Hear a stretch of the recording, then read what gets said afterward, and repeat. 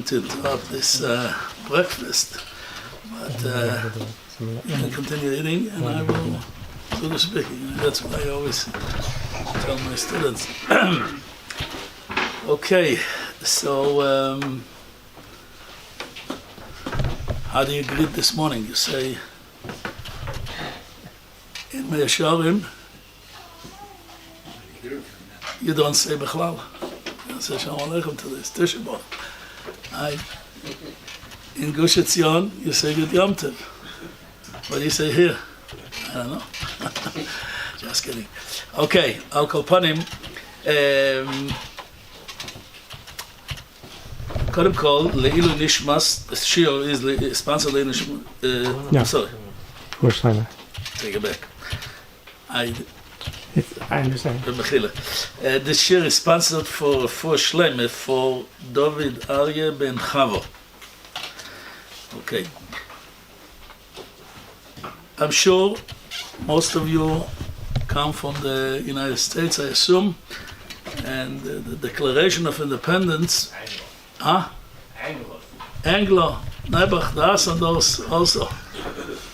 You don't blame you, don't blame. Not your fault. Oh boy, I'm not an American either. I lived in America. But, everyone is familiar with the statement, all men are created equal. Right? Have you ever heard this? I'm telling you Chiddush? All men are created equal. Does it ring a bell? Yeah. Liberty. Okay. Who wrote it? Thomas Jefferson? Huh? Thomas Jefferson? Could be. I don't remember. I was young at the time. But one of the fathers, right? One of the founders of the United States of America. The only problem with this statement is that at the same time that they declared this declaration, they had some black slaves in the backyards, right? All men are created equal except, right? That inconsistency is unfortunately very common, and I'll give you another example. In the United States, there's a big thing about the separation of church and state. True? Okay. Yet in every single dollar, it says, in God we trust. It would never happen here.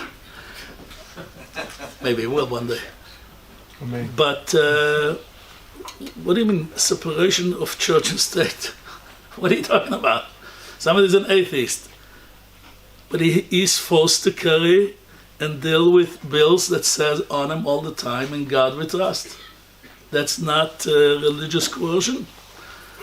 Okay, we'll leave it up to the politicians. But that's commonly found in human nature also. About this in Detroit, in the Kollel, once upon a time, in the parking lot adjacent to the Kollel, there was a health club. People came to do exercise. You know what exercise means? Exercise, right? To get some calories off, to get healthy. And I always used to watch in wonderment when I saw fellows who go around the parking lot 20 minutes to find the closest spot to the door. Isn't that beautiful? He's going to exercise. He's wasting 20 minutes of his time. It was like such a lesson to me, like how the inconsistencies that we see all the time. Where you see a fellow sitting in a restaurant with Diet Coke on one hand and 7-layer cake on the other one. It's pretty entertaining.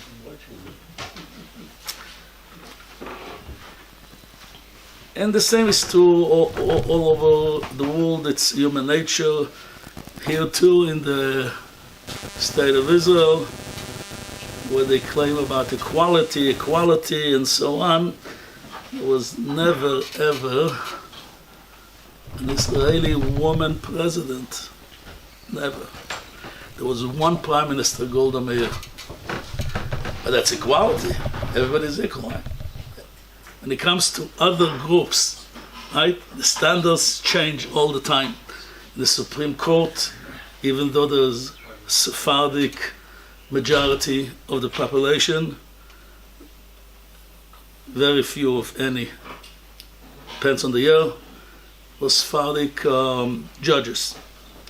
I think that Aaron Barak recently said he couldn't find a Sephardic judge. Chutzpah. Incredible. Yeah, but today I want to focus, for the short time that we have, I want to focus on this subject of equality between humans. I always say that the newest and fastest and growing religion of our days is not Islam, and it's not Christianity, and it's certainly not Judaism, but it's a religion called the religion of equality. Everybody is the same.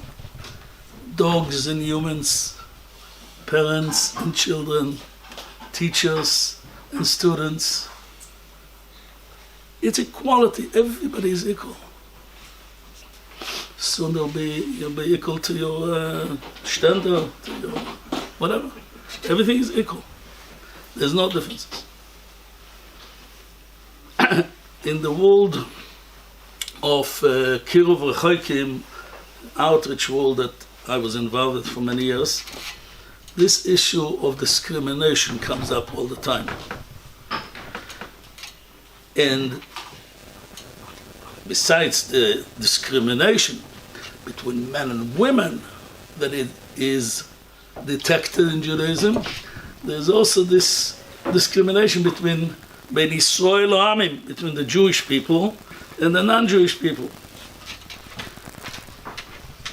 Now, in Western society, the term discrimination right away puts up a red flag. You say discrimination in America, here we go. I told my students always that in Yiddishkeit it's exactly the opposite. Discrimination is beautiful. Not only black is beautiful. Discrimination is beautiful. Discrimination is the essence of wisdom. Ato choynein le'odom das umelamed le'eno ishbino. Chazal established Havdalah, Motzei Shabbos, in choynein adoas. Why? Because it meant das Havdalah minayin. It meant Havdalah das minayin. If you cannot analyze, differentiate, what does a scientist do all day long? He's a discriminator. A scientist discriminates between one microorganism to another one. That's his job. You're a scientist, you're a discriminator. Good morning. And that's your job, to be a discriminator. What's a meshuggah? Somebody is not well, is unable to differentiate between day and night, bitter and sweet, good and bad. That's a meshuggah. In Yiddish, they say that's a dreiter. That's a dreiter means he's mixed up. It's mixed up. It's nebuch. But the idea of discrimination is the most positive thing in the world.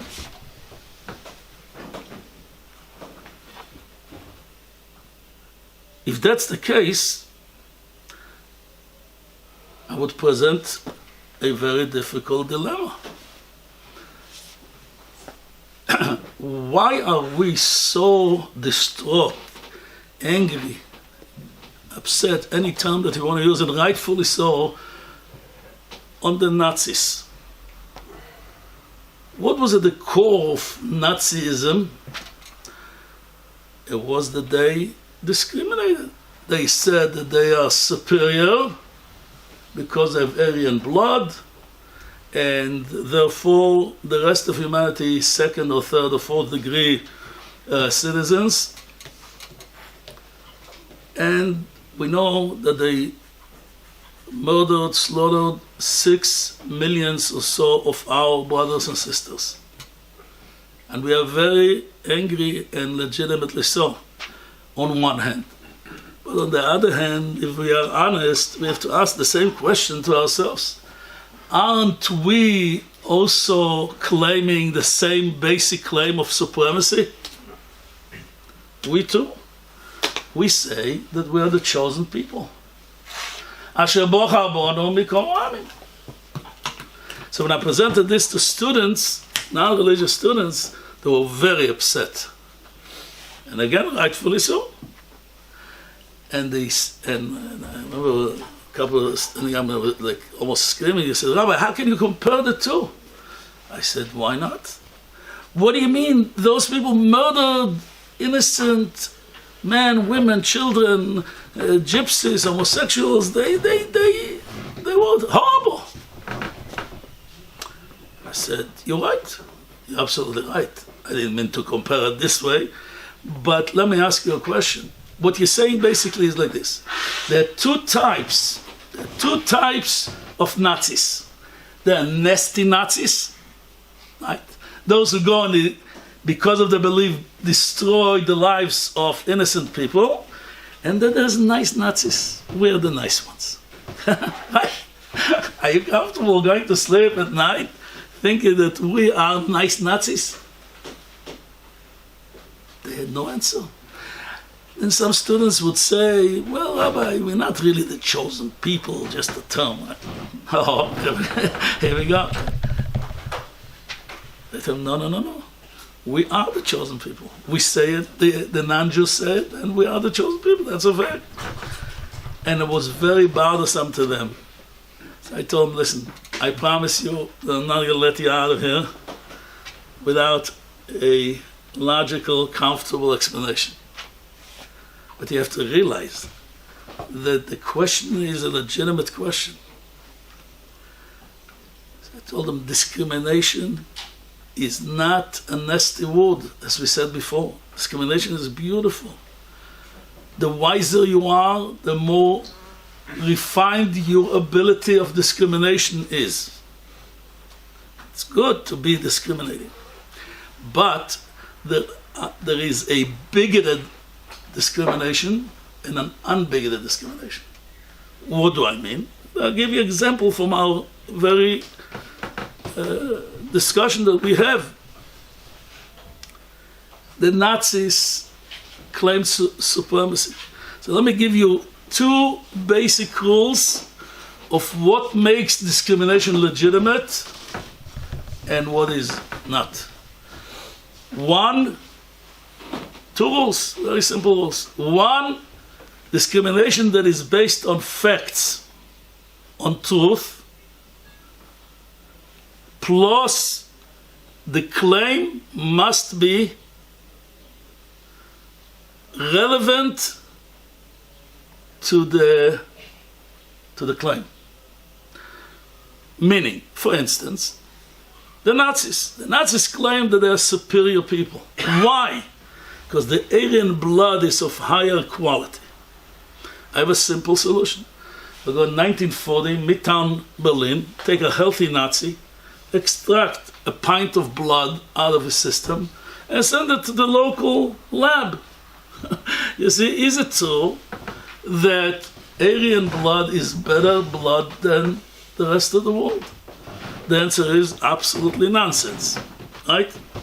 But let's assume that they found some quality in the blood. What is that relevant to the claim? And therefore, so you have some ingredient in your blood which is different or better, and therefore I have a right to kill everyone else? Ma kesher, what's the connection? It's an outrageous assumption.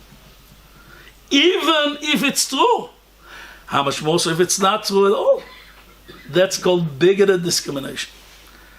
We, the Jewish people, claim that we are superior. Why? Because we have longer noses? Because we are more handsome. We claim supremacy only because we have entered the spiritual Olympics of the world.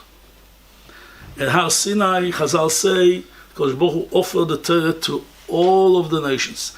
Everyone rejected it for their own selfish reason.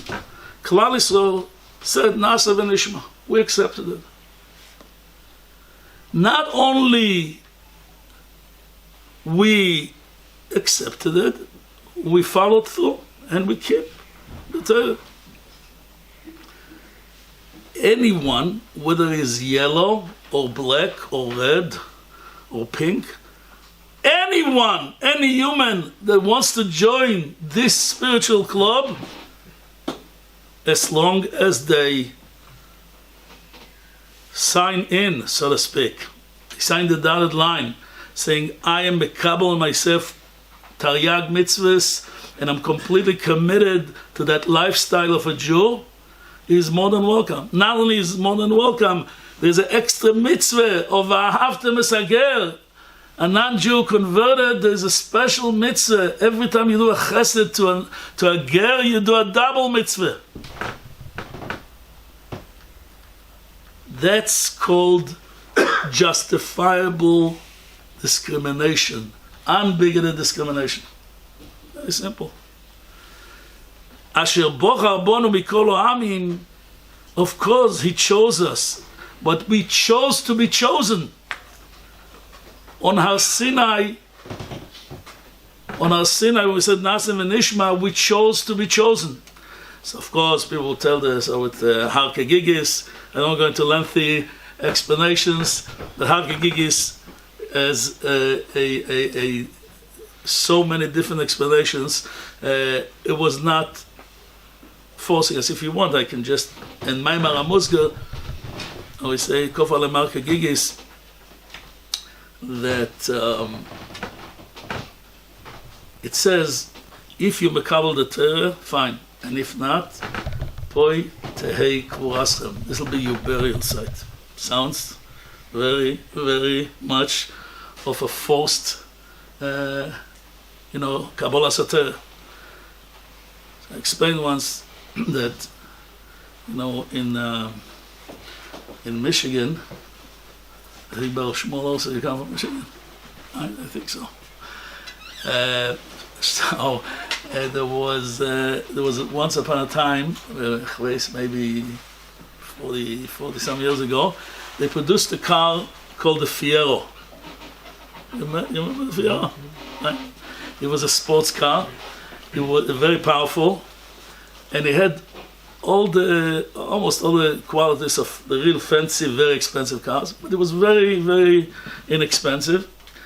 It was, I believe, Pontiac Fiero. I remember one of my students almost forced me to come and see his new red Fiero. It's a little embarrassing to ride in a new sports little car for two people only.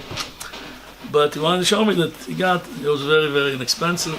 It was very, very popular. And not only that, it became the most popular car in America for about 2 years or so, at least in that category. And the workers got praises, and the plant was like the most really revered plant of cars among the car producers. Everything was fine. 2.5 or 3 years later, I don't remember exactly, one day the workers come to the plant and they have what they call the pink slip. Fired. The workers were shocked. What's the shot? The best department. What happened? So they protested, went to the management. What happened? The management told them, listen, you are the best workers we ever had in GM. So what's the problem? The problem is that we're closing the plant. Closing the plant? Why? In the last few months, the competition picked up on our trick. It was on other cars, and the car became less and less popular, and we're selling very few cars. So we are shutting down. There's no reason to keep up the enterprise. You're great. We get you jobs in other places maybe, but the plant is gone. It's closing in a few weeks, we're closing down. Why? Because there's no purpose for the plant. The Rebbeinu Shalom said to Klal Yisrael, I want you to understand the significance of you saying Nasa v'Nishma. I want you to understand, if you say, no, not Nasa, not Nishma, you have the right to do so. You have Bechira. We weren't Jews yet, we're not obligated to accept the deal. But I want you to know, Poitek Vuraschem, this is the last station. We are not going anywhere. The world is coming to an end because there's no reason to keep the plant open. Im loy brisi yoimam v'laylo, chukoy shamayim v'oretz lo yisabti. So you have to understand the significance of the question and understand what you're doing by saying Nasa v'Nishma. You're keeping up the whole world alive because this is the purpose of creation. Okay.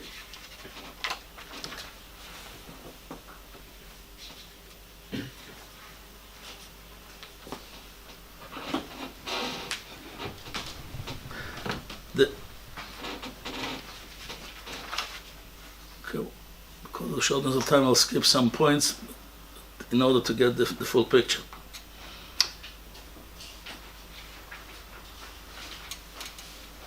We see in the Torah a very interesting, seemingly outside, it looks like a conflict, which is really not, and I'd like to explain what I mean.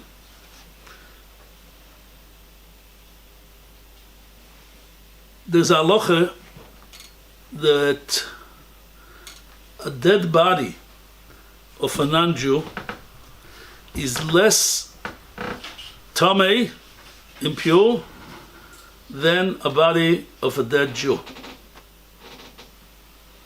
Discrimination. Blatant. Why is it so? But there are things which are even more bothersome.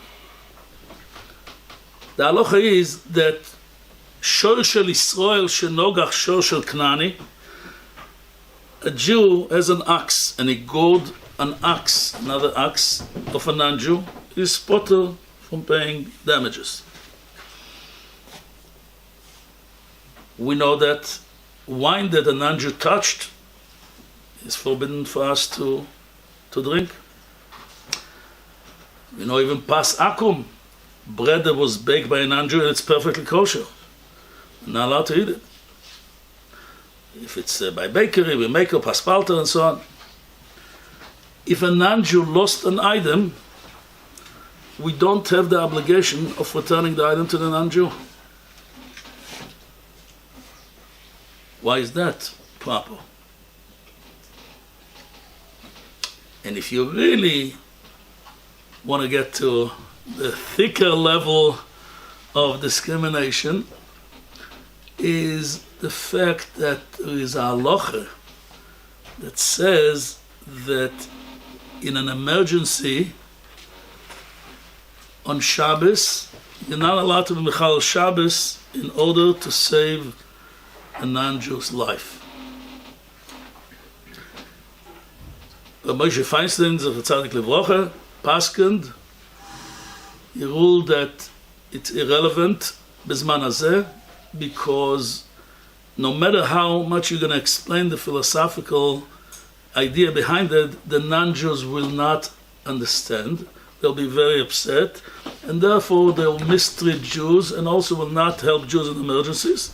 Therefore, Rabbi Moshe, in his broad shoulders, he said that b'zman hazeh, if you're stuck and you have no choice, you can't ask a non-Jew to help the non-Jew, then you can be mechal Shabbos to save the goy's life, because it's like saving Klal Yisrael. That's what Moshe rules. That's on the practical end. But in theory, why is it? Why is it that this is the halacha? On the other hand, we find also that a guy, a non-Jew that is oisek bater, the Gemara says, by the Zohar and Sanhedrin, the Gemara says that goy ha-oisek batero areyu kekoyen gadol. A goy that is oisek batero is like a koyen gadol. I mean, this is pretty high. I tried very hard to become a koyen hedyot. They don't let me. A koyen gadol. What's the chat?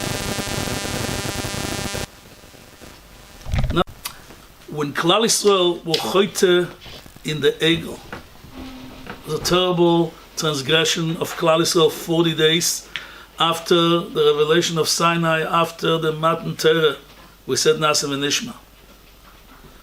Moshe Rabbeinu is looking somehow to remove the disappointment of HaKadosh Baruch Hu with Klal Yisrael.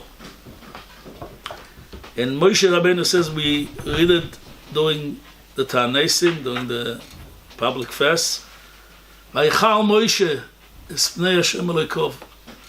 Moshe presented the case of Klal Yisrael in front of HaKadosh Baruch Hu, and he said, Lomo yoimru Mitzrayim. Why should the Egyptians say that he took him out of Mitzrayim just to kill him out in the desert? Rabbi said, I want to ask you a question. This is the best thing Moshe Rabbeinu could pull out. So there'll be an Egyptian. There'll be Egyptians. Which anyway, the lowest nations on earth. So they'll say, big deal. That's why HaKadosh Baruch Hu should not punish Klal Yisrael. Lomo yoimru Mitzrayim. And similar psukim is when Amsachet HaMeraglim. What's that? Another example. On the holiest day of the year, on Yom Kippur, the Maftir Yaina, is devoted to the mercy of HaKadosh Baruch Hu on Goyim Oivdei Avodah Zarah. Yoina Hanavi was told by HaKadosh Baruch Hu to go and to try to bring him back to HaKadosh Baruch Hu. And Yoina Hanavi was concerned. Chazal tell us that it'll be a negative reflection on Klal Yisrael. They'll do tshuva, and he tried to avoid it. We know the whole story. And the Rebbe Shalom gives a musar at the end when he complains about that the plant that came to create some shade to save him from the heat of the day. Ato chasto ala kikoyin hazeh shebin laylo hoyo. You were upset about this one kikoyin, one plant that just was created before one day and it went away. And v'aniloi ochus, and I will not have mercy on Ninveh or Ira Gdoilo. It is 120,000 riboy odom ubeim orabo. You want me not to have mercy on those people because of your calculations? And Yoina Hanavi went and he take umachzir b'tshuva. This is what we learn on Yom Kippur. Couldn't find other examples. Klal Yisrael doing tshuva. Eliyahu Hanavi and Har HaKarmel, there are plenty of things.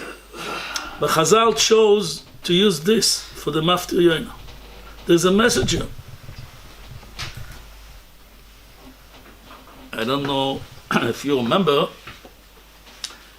but not that long ago, there was, well, actually it was long ago, about 2,500 years ago, there was a non-Jew who did something for Klal Yisrael, unbeknownst to him, Bechlal. You know what I'm referring to? And we, 2,500 years straight, we mention his name. Vegam Charvoino Zochur Latoiv. Charvoino was a non-Jew. I assume so. And he said something to the king which helped Klal Yisrael. Did he realize what he was doing at the time? Doesn't sound like it. But for thousands of years, Klal Yisrael is so appreciative. We take this goy, Charvoino, and we stress how much akoras hatoiv we have to Charvoino. Gam Charvoino zochur latoiv. There's a medrash, the medrash says, Eliezer Eved Avrom. Remember Eliezer? Eved Avrom was the slave of Avraham Avinu. Avraham Avinu didn't want his daughter for a shidduch. Rejected the shidduch. It says Or. Later on it became Bo, but at the time it was Or. Avraham said, no. He said, what do you mean? I have a Bes Yaakov girl. She grew up in my house. Eliezer? No. Chazal say there were different girsos in Chazal, 7, 9 or 11, people shenichnesu b'chayeyem legan Eden. They were so holy that they went straight to Gan Eden without dying b'chlal. One of the first ones counted is Eliezer Eved Avrom. Didn't come from a great yichus. He was not the Rashke Behag. It was Eliezer Eved Avrom.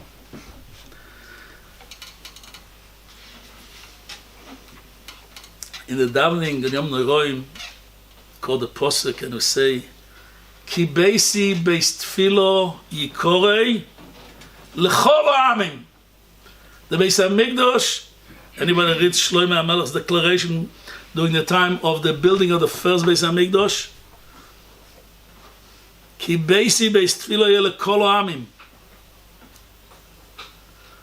A Palestinian student once asked me in Michigan, he says, if you're right, and you'll have the temple, I live next to the Damascus gate in Yerushalayim, would you let me to the temple?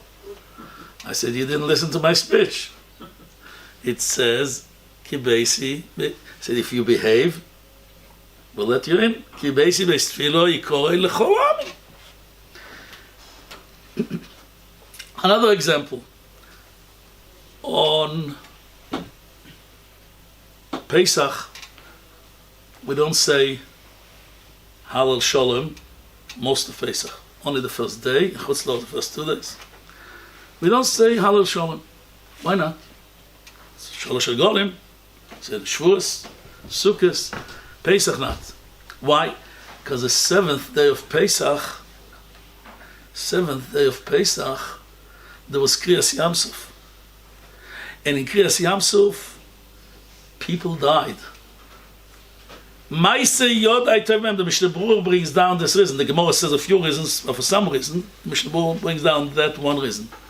Maise Yod Aitovim Beyam, my creations are drowning in the sea. He told the Malachim, you say, Mele Klal Yisrael, they have to say Shira because they were saved from death. But you guys, Malachim, what are you saying Shira about? But even to us, everyone sitting in this room is impacted by this appreciation of Maise Yodad. The Rebbeinu Shalom doesn't want people to die. And the Rebbeinu would much rather have the Egyptians do tshuva. And therefore, you and I and everyone else here, Klal Yisrael doesn't say Halal Shalom because of Maise. I want to ask you a question. Maise Yodai Toivi Beyam. Terrorists! Maise Yodai. Who were the people who drowned in the sea? Terrorists! They had 10 makkos. I got Chazal many more than 10 makkos. And then the night of Yetzias Mitzrayim, Paro בפijama באמצע הלילה. You know that song? Paro בפijama באמצע הלילה. He came, he begged us. Get out of here, כולנו מייסים. Wow, geweldig. And we did. We saved his life. We left Egypt. Otherwise, we would all die. A few days later, he takes all the Egyptians. That's how Yoris Dvar Hashem, those who still had animals alive after all the Makkos. And he takes his terrorists to Yam Suf, and they frighten to death the Jewish people. And then they're forced to jump into the sea, and the sea splits.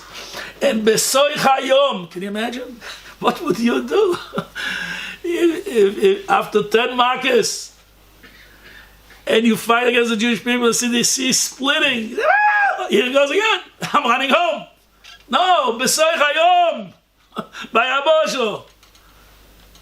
They want to kill us in the middle of Kriyas Yam Suf. Can you imagine to be more a low life than that? On them, we say, Maise Yodai Tovim B'Yam. This is how important this to HaKadosh Baruch Hu, the life of even terrorists. Terrorists, if they come, attack Avada, will kill them, will show him. But after all is said and done, we are happy that they were killed because they were evil people and they were threatening our lives. It's all kosher. But legabe de boire olam, that's not something that gives them nachas, because lo echpoitz bemoisa meis kim beshuvoi v'choyo. When he does shuvah, he should live. That's what happened with Anshe Ninveh. Sforno says, Af choy v'vamim kol k'dosho b'yodecho.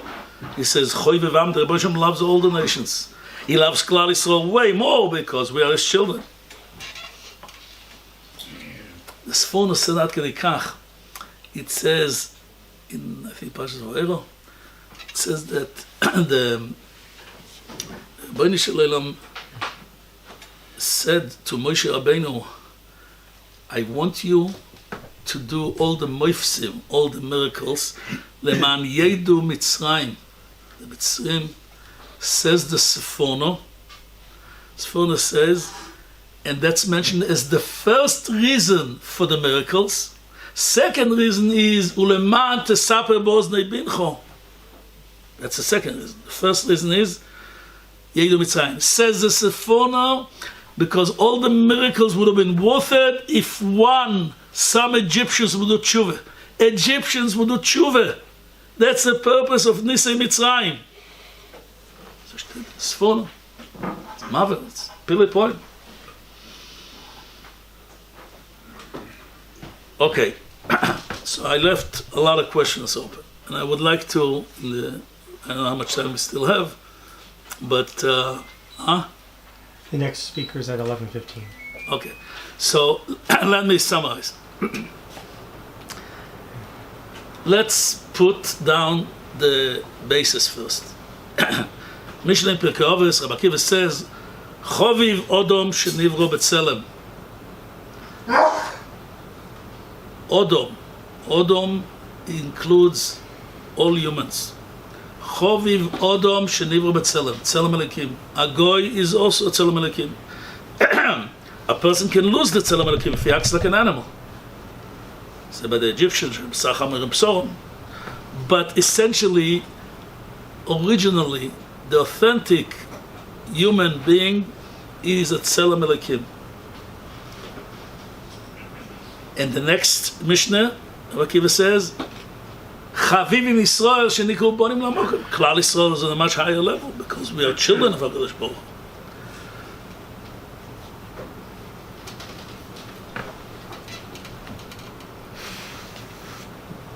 There is a difference between children of HaKadosh Baruch Hu and residents in the world of HaKadosh Baruch Hu. As I mentioned before, if a person is mekabel on himself to live an elevated life, he becomes a Yid. That's Kabbalah Satira. Many people are not aware of that. There's a mitzvah of Mechias Amalek. Mechias Amalek. Says the Rambam, Ein oisim milchama im odom ba'olam elo im kein koirim loy lesholom. You have to call out for peace before you go to war. And the Rambam says it goes even on the Sheva Umois in Eretz Yisrael. It says when it's Chayk on the Shomor, goes on them too. And when you have war, by the way, you have to let one side open so they can escape, can run away. Because we don't want to kill them. We want them out of here, but we don't want to kill them. We want them to just not to be mashpia negatively. Says the Rambam goes on Amalek also. You can't have war with Amalek unless you call them first for peace. And what happens if they accepted the peace? But even more important to realize, what is that peace that we are looking for?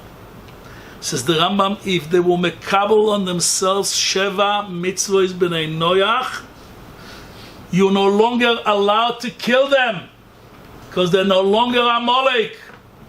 Amalek is a nation that represents Merida rebellion against the Beit Olam. Ferish Rambam. So yes, Jews hate evil. We hate the Egyptians for the evil. We hate terrorists because of the evil. What would happen if a terrorist would do tshuva? The Gemara says in Gittin that Nevuzar Adon Rav Tabochim was a mass murderer. And one day the hero tshuva, he went and became a ger tzedek. Can you imagine? A ger is kekodesh hanoila. The cheshbonos between him and Hashem, how take care of all his crimes, that's not our business. But if he comes to shul, to Ahavas Shalom, or to any shul, we have a mitzvah to give him an aliyah first. Ya'amoid, Reb Nevuzarad, and Nechvez ben Nebuchadnezzar. Ben Avraham. What? Ben Avraham. Ben Avraham, right. You're right. Very good. Very good. You're right. Ben Avraham. That's right. I'm just kidding. You're right. You're absolutely right. Ben Avraham. Why? He's a ger tzedek. It's kekodesh hanoila dome. It's kekodesh hanoila dome.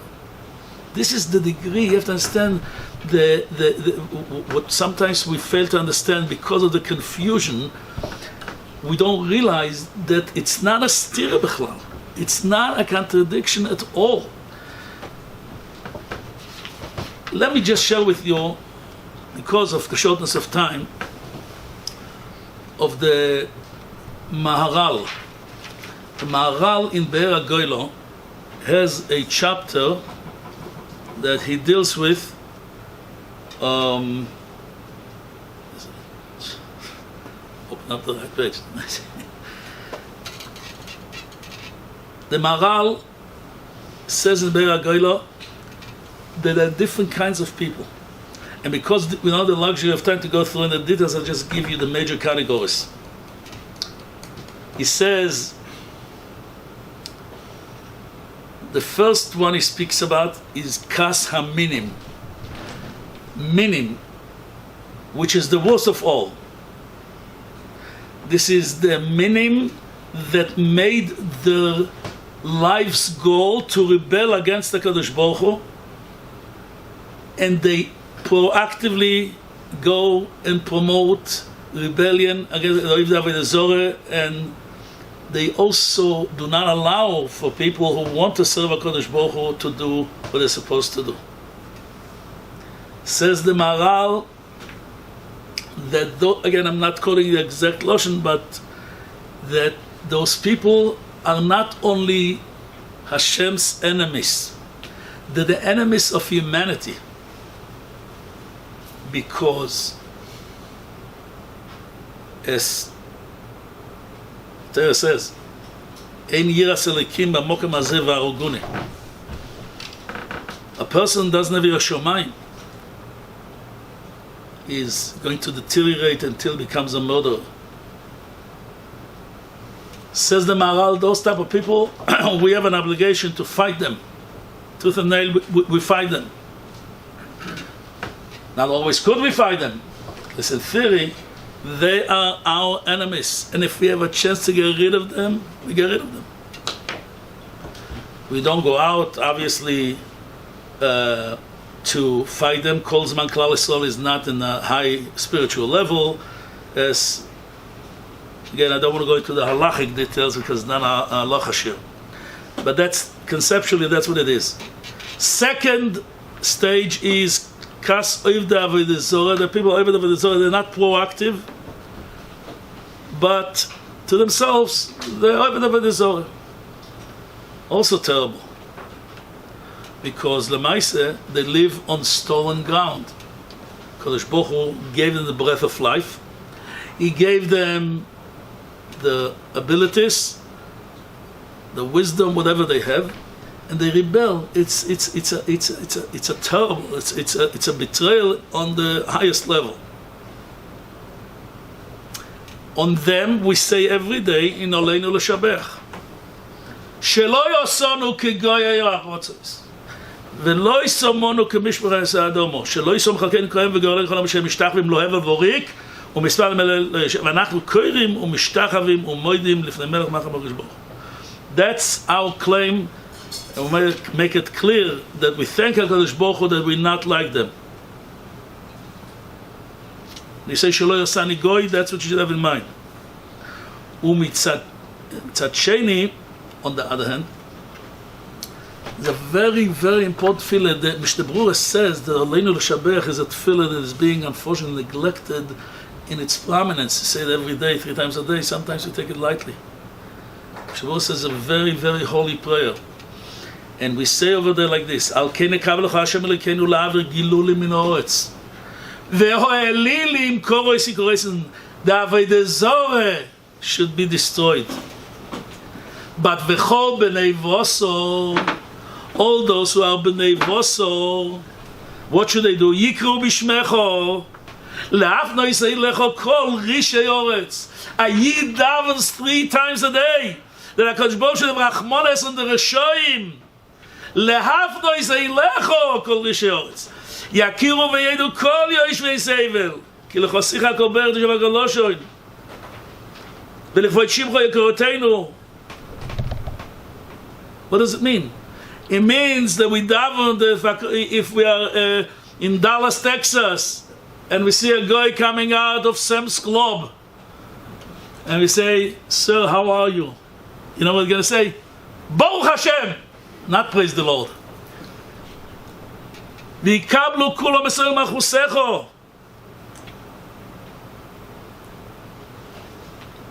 We feel bad for those people. We feel that we are poshet, lucky that we are not them, and we daven that HaKadosh Baruch Hu should give them the seichel, because a goy who keeps Sheva Mitzvot the Nach also gets Olam Haba. Chazal say, not the same level of a yid. You get paid according to your commitment. Yeah. But they do get Olam Haba. Chassidei Umus Olam. Okay, so let me conclude and say the following.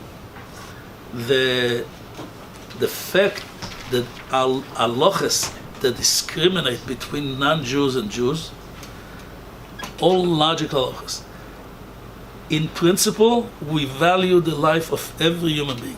Shalom Elokim, as we see from Mafter Yoino.